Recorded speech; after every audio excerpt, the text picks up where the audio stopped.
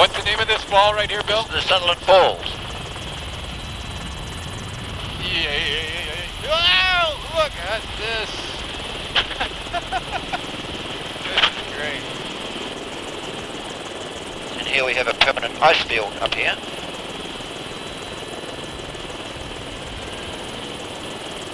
Hope you don't mind if I don't lean out too far over here. You're right. Hi, I'm John Veman, and we're on the top of McKinnon Pass along the Milford Track. You know, when explorers discovered this mountain passage 100 years ago, they were hoping to establish a trade route. But what they found instead became a trail that today attracts hikers from all over the world. And you only have to look around to see why. So join me as we make our own adventure in the Southern Alps of New Zealand on Trailside.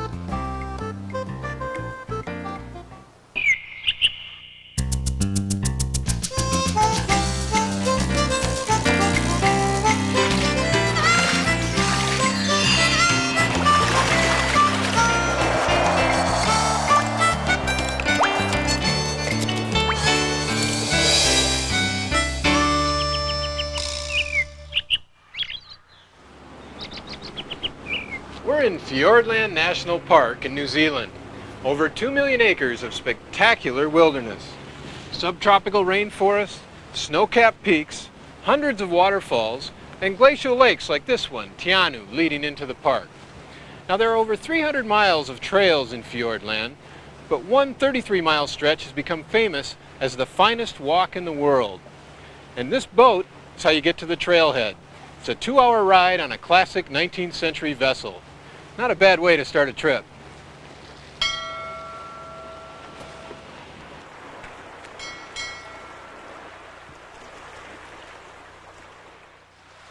The Milford Track is hut-to-hut hiking, a system that's been in use for hundreds of years in the European Alps. The hut system helps focus the human activity in a few spots, minimizing the impact that thousands of campers would have along the Milford Track. Now there are two ways to hike the Milford Track: as an independent walker, carrying all your food and bedding, or as a member of a guided walk. Now, walking with us is Liz Payne, a guide on Busman's Holiday. Liz has taken thousands of people along the Milford Track, including the Prime Minister of New Zealand. Hi, Liz. Hey, g'day, John. Welcome. Thanks. Nice to be here. Yeah, how was your journey? Well, it was a bit of a plane ride, so it's real nice to be on the ground again and walking. Ah, yes, you've come to the right place for that. Yeah. Well, tell me, how come the Milford Track is so special? Well, the Milford Track has everything in just 4 days.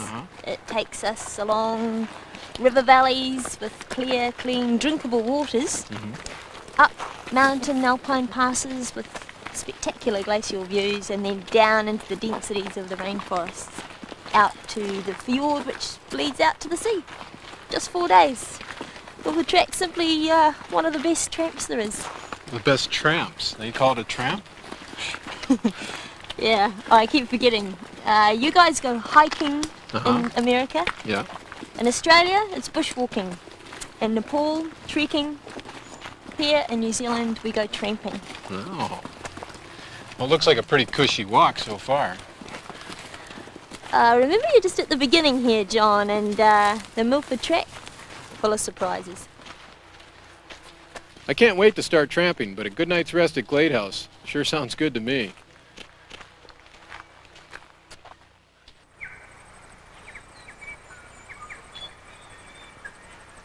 You've flown halfway around the world and it's your first day on the trail. But a trip like this really begins back home when you're buying your hiking boots. Now here's how to make a good choice. Begin by considering the kind of hiking you'll be doing. We'll be on the Milford Track, and while it's well maintained, it's also rocky and pretty rugged. So that means a medium weight boot with a real sturdy sole. And since they usually get a lot of rain on the Milford, we'd like to have a waterproof boot on top of everything else. And what makes a boot waterproof is an all-leather upper with very few seams, because that's where the water is going to get through. And I like to help with the factory waterproofing by putting on a little bit of sealant and paying special attention to the external seams. And don't be afraid to put on too much of this, because you really can't get too much of it on there. Now we're done with the outside. Let's go inside. When you're troubleshooting a boot, you want to take your hand and just run it through, looking for any kind of irregularities that might create a hot spot on your foot. And they're all going to have seams, so the real challenge is to make sure that the seams aren't in a place where they're going to give you irritation and that they're very well finished. But by far, the biggest mistake people make with hiking boots is sizing them too small. Now forget your normal shoe size. You want a boot that's big enough so you can wear 2 pairs of socks, a lightweight liner and a medium weight outer. And that usually means a boot that's at least 1, maybe even 2 sizes larger than your street size. Hey there. Hey, any other tips for boots along the Milford? Well, you're doing just fine, John. 2 pairs of socks is okay as long as they're not too bulky and going to take up too much room in your boot. You still want room for your feet there. I generally just wear the 1 pair, and always taking into consideration that your feet are going to swell with a day's hiking, and that's a reason why we also have to watch the length of our toenails. Oh yeah. We need to keep them short. Now how I check all this is find a wee hill somewhere along the way. Here we are. And just standing on the incline and making sure that your toes are touching the edge of your boot, but not actually being squashed into the front of your boot. Okay, finding a hill, you just come out onto the street or the ground and just give your feet a bit of a bang. And again, they should touch but not feel squashed in. And then on the other hand, you don't want your boot to be too long, so you need to check that your heel isn't moving too much in your boot. Okay. Well, here we go. Yeah, where are we going today? Well, I thought I'd take you 10 miles up the trail. There, John. Here we are. Okay. Map. Right. Here we are at Glade House, okay? We're going to be cruising along up, following the Clinton River the whole way, 10 miles up to Pompelona. And looks like a nice little walk. Is there any altitude gain there? Yeah, we've got 600 feet to just cruise along. Nice gentle walk today. Should see a few wood pigeons, 1 or 2 fantails and tomtits along the way. But before we head off, I want you to have a look over here. We've got a swing bridge. Okay, this is where we need to cross to get onto the main part of the trail. Now, a swing bridge is what they call a suspension bridge back in the States. Ah, yes, but you wait until you get on here and you'll know why we call it a swing bridge. Okay. Well, what's the secret to walking on one of these bridges? Well, if you've never walked on one before, there's a couple of wee things you need to remember. Yeah. One is to walk in the middle of the bridge, if you can. Okay. And the other couple of things are focusing ahead and down. Oh, okay. Just like at school, you know, when you're on the beam. Sure. I think I'm getting the hang of it. Now, what kind of pace do you keep on the Milford track? Well, we don't worry too much about pace, actually, John. The most important thing is that you can comfortably cover an average of 10 miles a day. And the reservation system here on the Milford track enables you to be able to get out there on the track and feel as though you're out there all alone, walking at your own pace.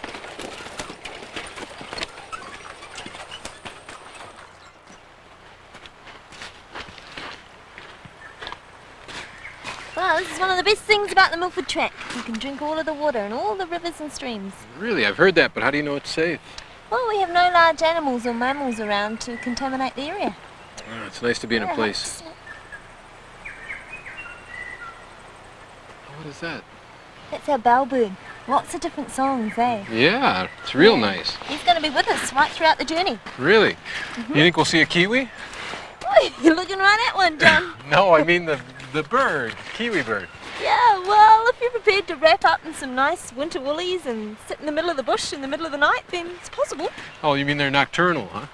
And they're also a flightless bird, so that means there's not too many of them left anymore.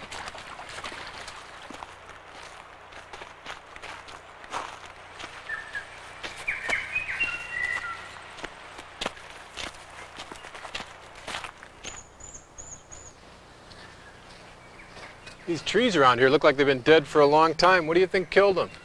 Well, back in 1983, the whole side of this mountain fell off. And we now call this area the Big Slip. The Big Slip, huh? We'd call that a landslide back where I come from. Yep, same thing. Come on over here and I'll give you a closer look on just what it really did do. So it's been 11 years since the Big Slip, John, and what we're looking at here is the regeneration that's gone on in that time. And this one here is the red algae, okay, and down here we've got lichens. Oh, they're pretty. Yeah, and the mosses. And all of these make a nice space for the larger plants to establish. This one's Koromiko. Koromiko? Tutu.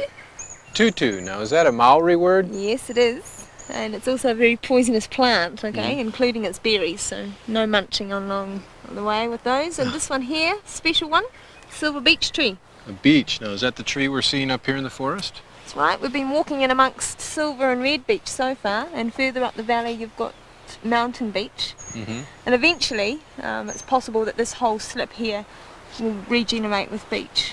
Oh, how long do you think that'll take? Well, if it ever happens at all, a couple of 100 years, so you or I won't see that. So not only did the Big Slip destroy the forest that was in this area, but it also, bringing with it all its rubble and rocks and stones and silt, came down, damming up the Clinton River and establishing this lake over here, which we have aptly named Dead Tree Lake. The tops of the trees, well, they'll eventually rot off and we'll be left with petrified stumps, give or take a few thousand years. Whoa. Look at that.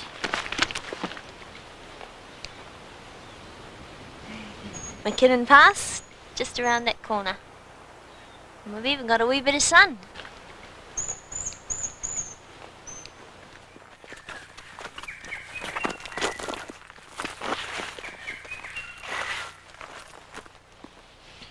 Well, you've got a good pair of hiking boots, you've broken them in well, and you're wearing 2 pairs of socks. But you know, after 6 or 7 hours of hiking, it's still no guarantee that you won't get a blister.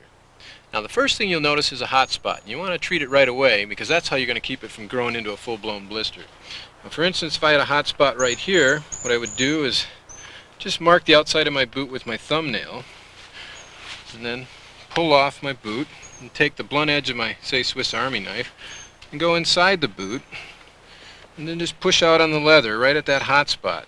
And what you're of course trying to do is stretch the leather and speed up the break-in process. You'd be amazed at how effective that technique is. But say you still have that hot spot and you want to deal with it. Well, let's get right down to the skin. First thing you do is take an alcohol swab from your first aid kit and you wipe that area, cleaning away all the body oils and sweat so that an adhesive will stick. Then you take a tapered, breathable adhesive and you lay that right down over the hot spot. Now that should pretty well take care of it. But say it does, or say you do have a blister somewhere else on your foot. Let's put a blister right there. You've got a little bit more serious problem. For that, you want to take something that's called second skin, and it's commonly available in the drugstores.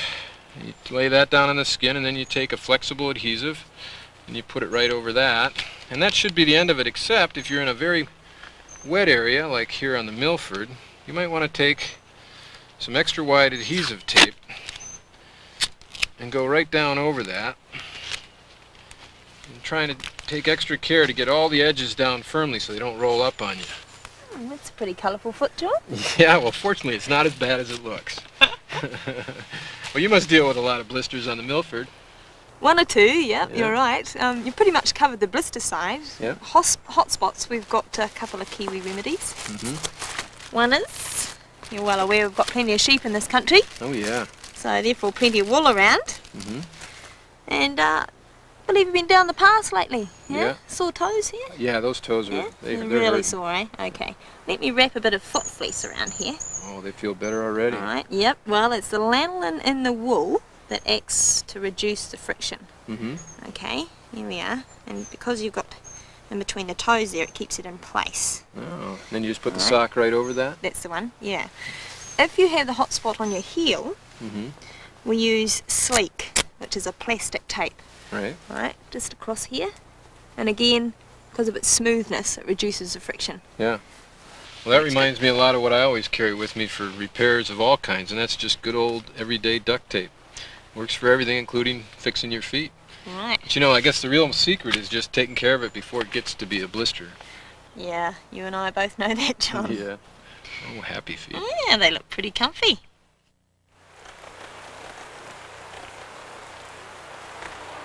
This is the drying room at Pompolona Hut.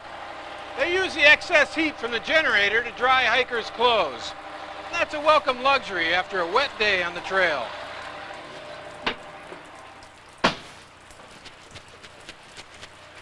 When you think of over 10,000 people each season tramping over the same piece of ground, you don't envision the sort of carefully preserved wilderness we've found here.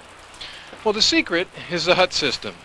It not only makes the trail more accessible to trampers from all walks of life, but with 48 bunk beds, showers, full kitchens, a cozy wood stove, even a drying room, it quite literally takes the burden off the trail. You don't see random fire rings, campsites, or butchered trees in Fiordland. Well, with no roads in or out, just the track, the huts get everything short of drinking water and sunshine from helicopters. The squirrels, as they're called, are New Zealand's version of the bush plane. And king of the bush pilots is Bill Black. For over 30 years, he's shuttled supplies, injured hikers, even downed planes in and out of Fiordland. Well, recently I had the chance to fly with him on one of his weekly supply runs and discover what can only be called a piece of Blackie's world. You've been flying here quite a few years, Bill? Yeah, just over 30 years. It's a lot of miles, huh? A few miles. This lake is Lake Tianu. Yeah, this is the second largest lake in New Zealand. It's 42 miles long and has 3 fjords. What's the name of this fall right here, Bill? The Sutherland Falls. They believed to be the 5th highest fall in the world. The Angel Falls are the highest. Oh, look at this. What's the name of this lake? This is Lake Quill. The Fiordland's roughly 100 miles, nautical miles long, from Pusica Point down south to Martins Bay in the north. And perhaps the widest about 30 miles wide. 4 million acres. Is it one of the glaciers on the island? This is one of the remnants of the major glaciers here. So up here you can expect 60, 80 feet of snow a year. Of course it packs down and forms these glaciers. Now I just want to show you a place which is quite nice. You see all the different sculptures. And it's forever changing. So we're just going to make a landing shortly. We've got to get some stuff out the back. Well, here's where I get off, Bill. You'll have to finish your run without me. Thanks for the lift. Okay, you feeling warmed up? Oh, yeah. That's good. We've got a couple of wee zigzags up the McKinnon Pass here for you. Zigzags, we call them switchbacks back where I come from. Well, it doesn't really matter what you call them. The fact is that it's all up. Okay, well, with that in mind, I think I'll let my arms do some of the legwork. Can you help me get these trekking poles off my pack? Oh, sure. You want to hang on to this? Yeah. Okay. I thought you were going to do a bit of skiing with these, John. Well, actually, these are just a high-tech version of your hiking staff there. You can see they've added a carbide tip to really grab the rocks. They've got this small basket here so it doesn't get stuck between the cracks. You just extend them out so your elbows are at 90 degrees and away you go. You know, these were actually, they're very common in Europe, and they were developed by the mountaineers over there who got to be the ripe old age of 40 or 50, and they found their knees were pretty well shot. So they developed these to get a little bit better stability, balance, and actually it lets you lean back a little bit as you go up the steep hills so you can breathe easier. Let's see how they go on the granite up to the pass here. Okay, I'll show you how they work. Hey, I can see a little bit of sun up there maybe, huh? Yeah. Hey, you know, I forgot to tell you one other thing about these poles. These have turbochargers in them. Oh, I knew I should have put rocks in your backpack.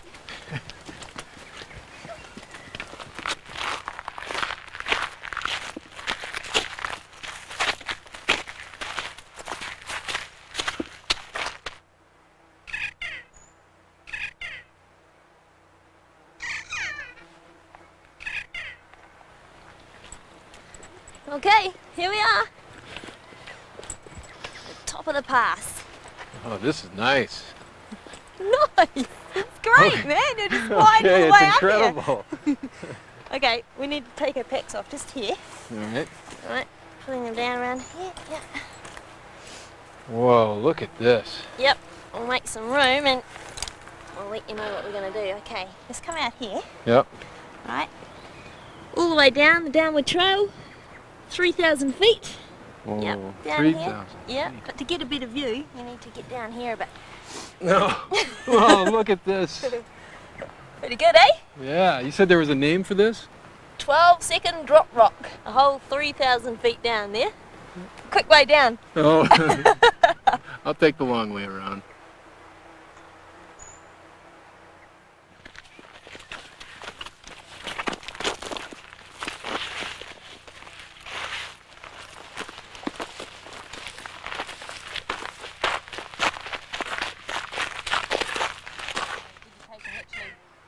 Cling on and grow in the fishes of the rock. Wahoo! Look at this. Yes. Yeah! Well, that sure had to be one of the high points. Yep, that's as high as you're going to get on the Milford Trek. Pretty neat, eh? Yeah. And it's all downhill from now. 3,000 feet of it. Downhill. Well, I'm going to stop then and adjust these trekking poles. It's pretty easy, actually. You know, you just twist and they lock right in. So you're actually making them longer now, John, yeah? Yeah, that way you get a little bit of extra reach on the downhills. And these actually work, huh? Yeah, and with these shock absorbing grips, you know, they actually take somewhere in the neighborhood of 5 to 10 pounds off each stride. And that's 5 to 10 pounds. It's not going on your knees. It's distributed all the way through the rest of your body. I guess it doesn't really sound like much, you know, per stride, but over the course of an 8-hour hiking day, you know, that adds up to about 250 tons. Tons? Yeah, and that's all coming off your knees. For an old dog like me, I can use that extra help. Yeah, you sure do, John. Hey, you don't have to agree so quickly.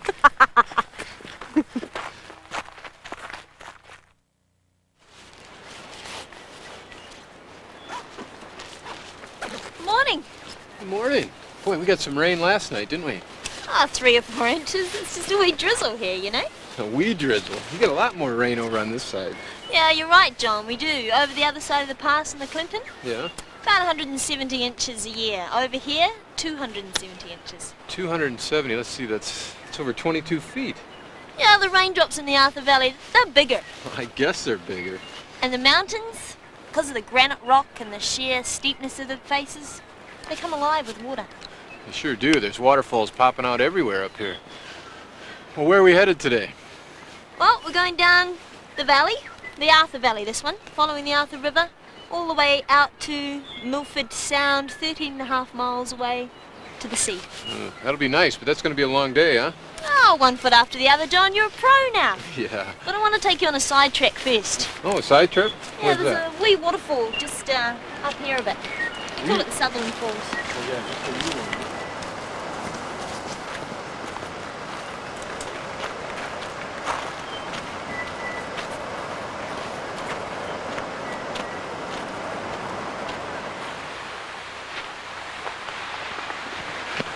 Yahoo, huh?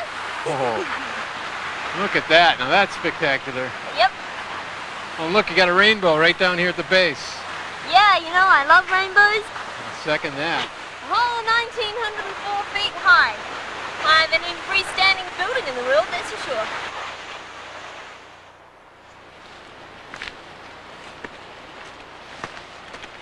Hey, you already know this good old stuff. Oh, yeah. Goblin moss. Take a look at what it's growing on now. Oh, that's a big fern.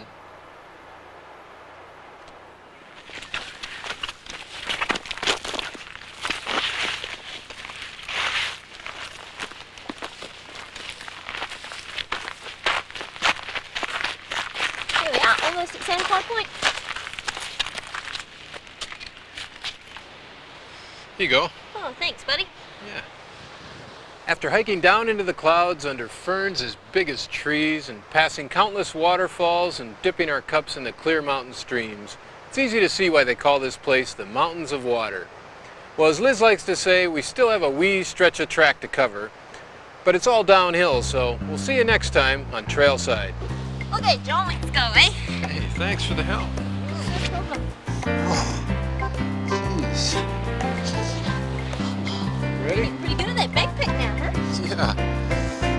tell you, it's still kind of funny how it's always heavier the first time you put it on. Funny, isn't it? Yeah. Does yours feel a little bit heavier? No, not really. Oh. Must be an old John.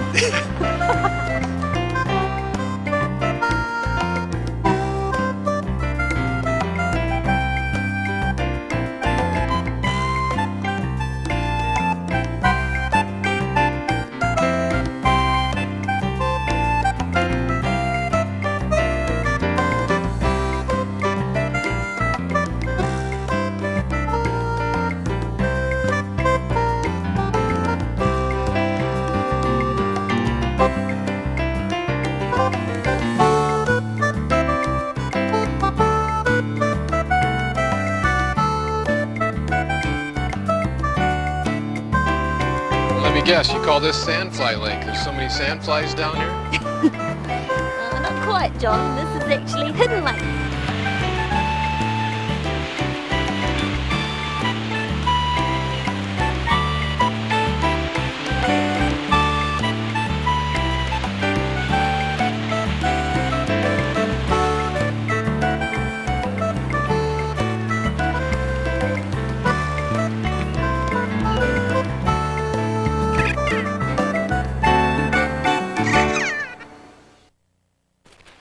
That Kia parrot has a pretty distinctive sound, doesn't it? Yeah, you want to hear it? Sure.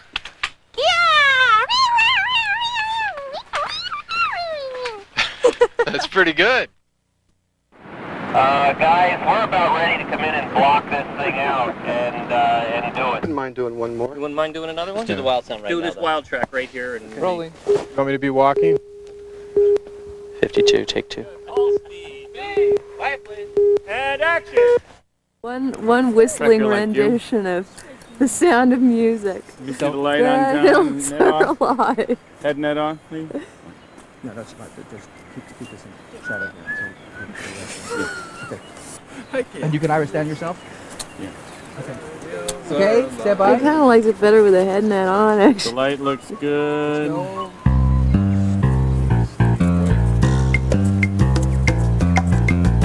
This is take 9. No. Stand by, I'm rolling. Take 9. C19, take 9.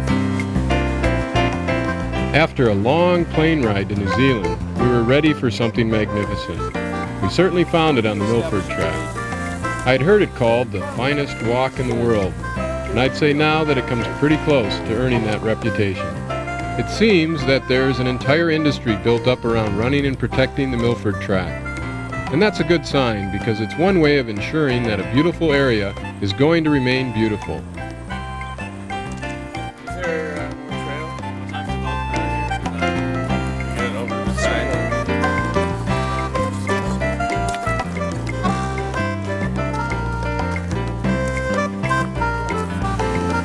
The rivers that run adjacent to the track are remarkable. The water is so incredibly clear you can drink right from the rivers. There's also very little pollution in Fiordland, and you could hardly sense much human impact, probably due to the amount of rainfall they get and the dedication of the trail crews.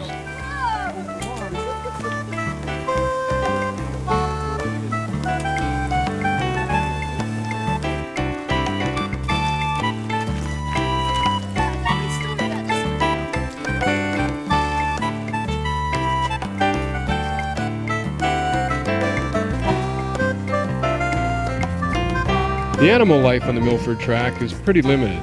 No indigenous mammals. I don't even think I saw a squirrel the whole time I was there. But I did see some remarkable birds. As I explained on the show, I hitched a helicopter ride with pilot Bill Black, who runs the supplies and mail to the various huts along the Milford track. Bill and the other helicopter pilots over there are the equivalent of the Alaskan bush pilots. They thrive on a cowboy lifestyle and love their life on the edge of the frontier. I made the big mistake of telling Bill that this was my first helicopter ride, a sure way to invite yourself into a real wild ride. I'll never forget the sweeping turns he made as we came over the top of Sutherland Falls. Instant nausea, only overcome by the incredible view from up there. New Zealand in general was a stunningly beautiful country. It didn't seem to have a great deal of poverty, nor an excess of wealth, except for its wealth of natural beauty. Everyone we met was very welcoming and also very proud to be a Kiwi.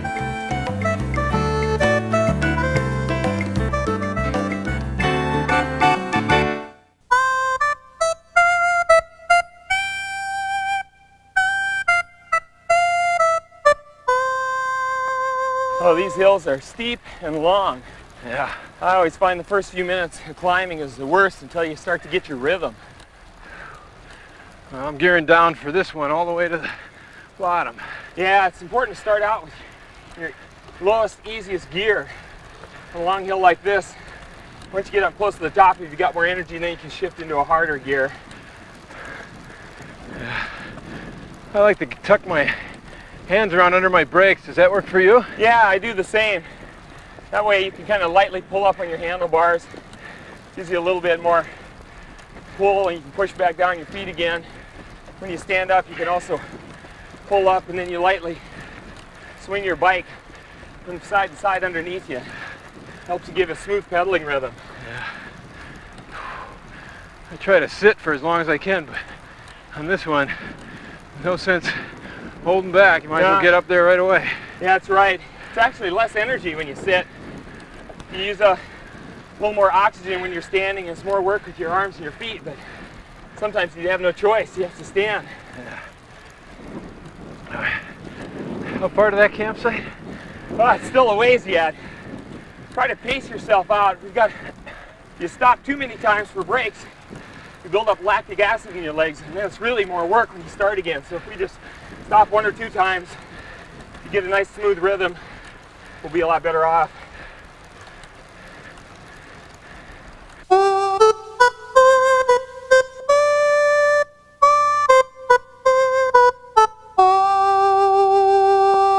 Well, as you can see, John, Daryl has done absolutely everything wrong. Cotton pants, cotton sweatshirt, he's wet. These clothes simply are not going to dry out no matter what happens. So we're going to have to do something about it. Well, what do we do? We're going to first move him out of here in a little more sheltered spot so we can start to assess his condition. Okay. Oh, he's having a hard time even standing up. So, Daryl, how'd you get up here today? I lost car keys to my bicycle.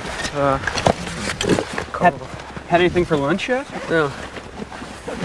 Are you hiking with friends? So real basic questions like that, and he may even have trouble answering, like what's his name even? He right now doesn't even really know where he is. So it's up to us to take care of him. We're just trying to determine what our action is going to have to be, how hypothermic he is right now. Okay. Real important that we get him on this insulating layer because the ground's pretty cold.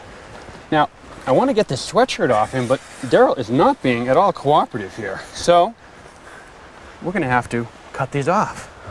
So Daryl, now I understand why you got thrown out of acting school. Now, what about food and water? Should we be trying to get some food and water? Really important that we get some fuel into him because think of his body like an engine and we're simply needing to supply some fuel to him.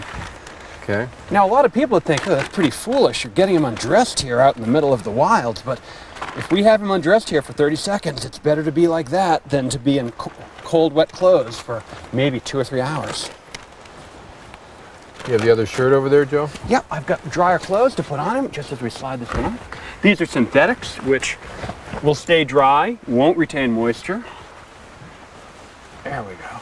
Get that on, Daryl. Drag his pants on there. Here's a down jacket. Now, Daryl, I'm going to give you a nicer looking hat. That one didn't really go with the jacket. Okay, now what if he's in a more advanced stage of hypothermia? What would we do? Well, now, if we've determined that he isn't able to walk, and that's sort of a problem for both of us now, we're going to have to package him so he doesn't lose any heat. We need to protect him from the elements. All right, so put him in this bivy sack. This will protect him and make sure that he doesn't lose any more heat. While we're at it, I'm going to pack some of these chemical heat packs against his body. All right, now do you put those in any particular location? Yeah, I'm going to pack these, one next to each armpit and one in his crotch, because those are areas where the blood supply comes close to the surface. Okay, so we've dried him off, and got him in dry clothes. We've given him some food and water, and we've sort of stabilized his condition. He's not going to get any colder. What's next? Well, Because we can't trust him on his own, we can't be sure that he won't undress himself or wander off, one of us should stay with him. It's going to take a couple of hours in a hospital setting to warm him up properly.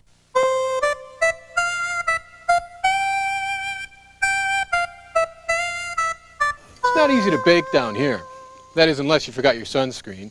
But that doesn't mean you can't be creative in the kitchen. Before coming to Florida, I stopped in and talked to Trailside chef Annie Getchell for a recipe for key lime pie.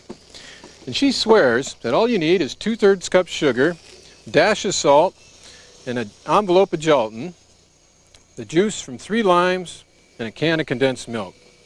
So let's see how it all comes together. You start by mixing all the dry ingredients in a pot. There we go. You add the water. You mix that up and you heat it. Don't let it boil. You just let it sit there. Mix that up good and scraping the sides. You mix that up good for about 3 minutes. And while that heats up, you want to make your pie crust. To make a pie crust in the field, you take butter and melt it into a pan, and then you take about 1.5 cups of broken up graham cracker crumbs, spread it around, forming your pie crust. That's pretty much it. So then you take your filling off the heat, you stir in the juice from 3 limes. There we go. And set that aside to cool. Now while that's cooling, or once it's cooled, you whisk in the condensed milk. Ooh. Tastes better than it looks. You whisk that up. Okay, and then you take some lime shavings. In they go. Just like home movies. You mix that all up. Pour it all into a crust. There we go. Spread that all around. Place it in a shady spot. And you just let it cool. And in an hour, it's ready to eat.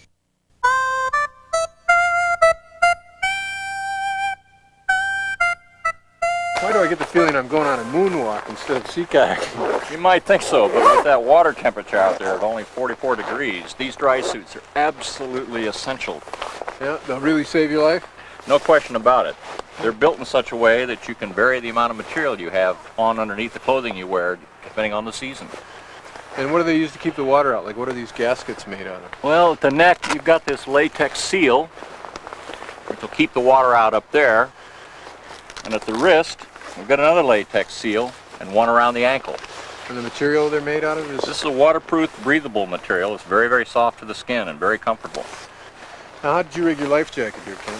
I've got all the usual safety equipment that we absolutely have to have for safe sea kayaking. For example, it's not a matter of if you capsize, it's when you capsize. Right. And you want to be protected, so you carry a strobe light in case they have to look for you at night. And of course, when you capsize, you've got to alert your companions, because no voice can be heard above that wind or the wave sound. Right. And what's this you've got around your waist? This is a tow line that I can deploy with one hand. Take the loop, and I throw that to you, or put it on the front toggle of your boat and tow you to wherever we need to go.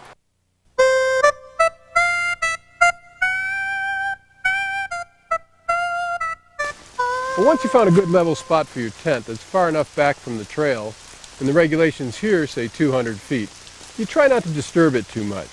Now I'm going to pick up a few sticks just so they don't poke their way into the tent. But otherwise the rule is leave no trace camping. And that means pack out what you bring in and leave the place the way you found it. Let's see if it fits. To see if a tent really fits in a tight spot, you may have to stretch it out to its full dimension and put in a few stakes. And if it's windy, that may be a good idea anyway, since it'll keep everything from flapping around. This is a rain fly, and it goes over the entire tent. It's separated from it by the superstructure of the tent poles. Now its purpose is to keep rain out of the tent while still allowing for adequate ventilation. But to make it work well, you want to make sure it's pulled out and guyed tight so that it never touches the tent walls, otherwise your tent's going to leak. Here you go, John. Thank you.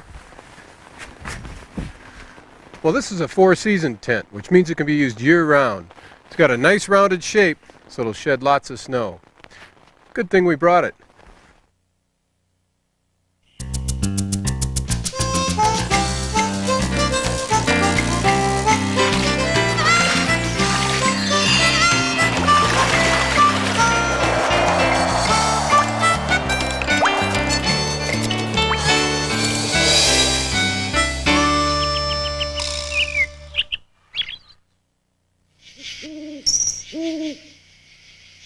Trailside is brought to you in part by Chevy Trucks. Next time you're having fun outdoors, make sure Mother Nature has a good day too. And LL Bean, providing sporting gear and apparel for people who love the outdoors for over 80 years. And High Tech Sports, who invite you to enjoy the great outdoors and follow the trail to adventure.